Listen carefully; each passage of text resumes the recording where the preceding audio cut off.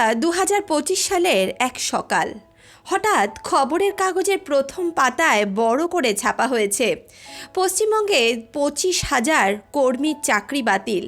চারদিকে শুধু কান্না, বেকারত্বের আতঙ্ক, ভবিষ্যৎ অনিশ্চয়তা।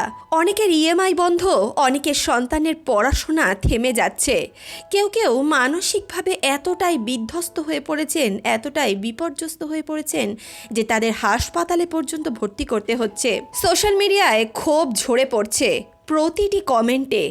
এত বছর চাকরি করার পর এই কি ছিল আমাদের প্রাপ্য?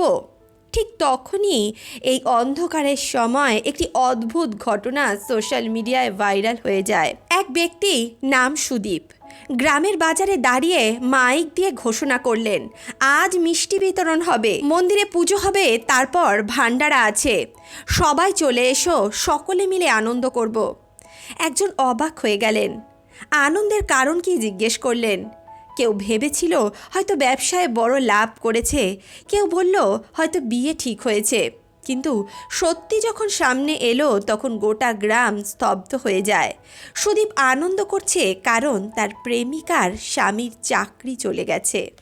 সে ব্যক্তি খুশিতে আত্মহারা হয়ে মন্দিরে পুজো দিচ্ছে, পুরোহিত দিয়ে বিশেষ ভোজনের আয়োজন করছে, আর গরিব দুঃখী মানুষদের জন্য ভান্ডারার আয়োজন করছে।